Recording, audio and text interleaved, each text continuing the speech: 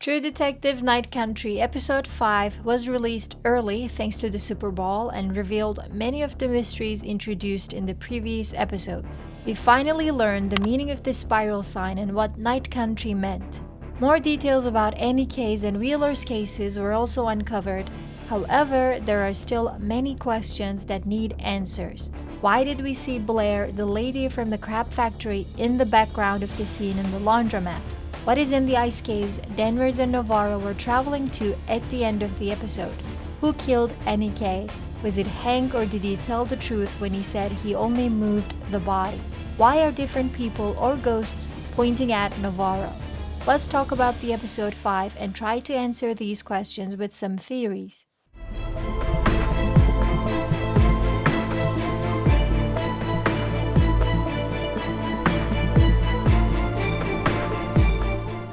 Spiral and Night Country. In different parts of the episode, we learned what these two concepts signified, although I'm sure there's more to learn about them, especially about the spiral symbol. According to the guy Kovic brought into the laundromat, the spiral was used as a warning sign for hunters to point out the areas of the ice that were too thin. So this was a symbol known by people who hunted in the area, which explains why Oliver Tagak's place had them, since he had become a hunter with the nomads. But why did Annie K keep seeing the spiral in her dream, so much so that she turned it into a tattoo on her body?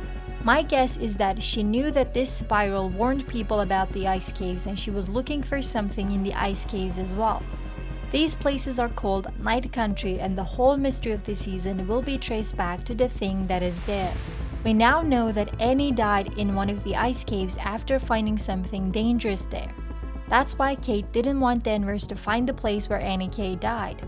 The stuff that she found would put the mining company under investigation, so that's why the mining company killed her to prevent what Annie discovered from coming out. What is in the ice caves? When we first saw Annie's video, there was an image that caught my attention and I shared it with you in another video. It was whale bones like fossils on the ground. In the preview for episode 6, we see that Navarro and Danvers go to the same place Annie recorded that video, and there's this interesting image of animal bones making up the shape of a spiral. But while this image looks like animal remains, it also looks like waste swimming in water, possibly the waste that has polluted the water of Ennis. So when Annie K went there, she found the source of pollution, the thing that has been causing the water of Ennis to go bad. I argued that this could be an ancient microbe that the researchers at Salal were trying to revive, and they were calling this microbe her, and that's what the She's Awake comments were referring to. If this ancient microbe, or the thing that has been poisoning the water, is really strong, it could have easily killed the animals in the sea as well, and that could explain the animal remains in the ice caves. But how does this connect to the death of the researchers? We know that Raymond Clark is not dead but is in hiding. Possibly either because he has been the lead suspect on the case, or because he thinks he's still in danger and will be murdered by whoever killed his friends. Here's my theory. Since we learned that Salal was helping the mining company Silver Sky, possibly by decreasing the numbers of its pollution impact, and they were also working on whatever was in the ice, they had to know about what Annie K found. If the researchers at Salal were under Silver Sky's paycheck, they could have killed Annie after being forced to by Kate or the other higher-ups. And the way the researchers died was revenge by someone or some people in the town of Ennis. There's no way the researchers died by slab avalanche, and we all know it. This is not the Outlaw Pass, hopefully. There has to be one or two human killers, but who? Blair. This sounds like an answer, but it's more like an observation. Why did Blair appear in a scene where she wouldn't have any dialogue? And think about it. She came out right when Kovic brought out the stone with the spiral. The same spiral Danvers had asked her if she knew anything about it, and she had said no.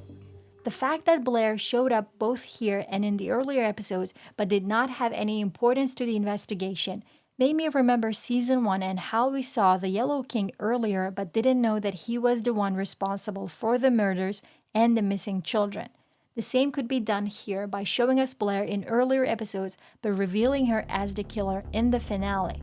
I talked about the Blair theories in another video, but one detail in this episode made it more clear that Blair could be the main suspect. The researchers had the symptoms of a flash freeze, which is a technique used in crab factories to process the crabs. And who works at a crab factory? Blair. And 2 of her fingers are severed. If you remember, the fingerprints on one of the researchers' shoes looks like it belonged to someone who had severed fingers. The drawing of Darwin, Pete's kid, also had someone with bleeding hands. The drawings in Raymond Clark's trailer also had a crab, fingers, and someone who looked like they were wearing a hairnet. All of this points to Blair.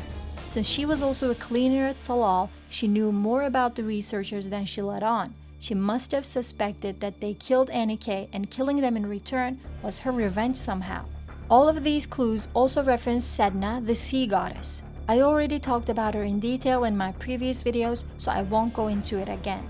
You can find those videos in the description box below. But Sedna as an entity will not be the killer of the season. I think she's there to symbolize Mother Nature, how to work if the mining company and the researchers are destroying the water and killing babies and animals. This could also be another meaning of she's awake. Sedna's severed fingers and Blair's severed fingers must be symbolism. Pointing at Navarro. Do people pointing at Navarro mean that she's the killer? There have been theories about Navarro having a split personality and killing the researchers without remembering, but I am not really on board with these theories. I personally think the fingers pointing at Navarro symbolize her guilt. We heard from her that her mother ran away and was killed, but the killer was never found. If Navarro killed her own mother, she could feel guilt. Her sister just died and she could feel guilt for not being able to prevent it.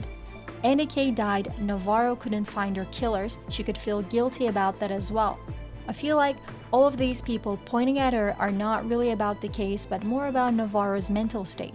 She feels guilty, especially about Annika, and that gives her motivation throughout the season to continue with the investigation. Do you think she could be the killer?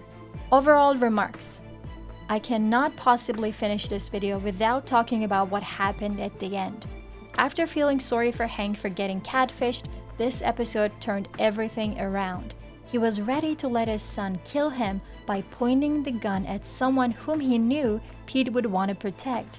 He basically forced his son to kill him because he was a coward who couldn't kill himself. It was a sad sequence but gave us more understanding of a complex character. I loved the final minutes of episode 5. Thankfully, the final episode will be around 90 minutes so that this can have a satisfying closure.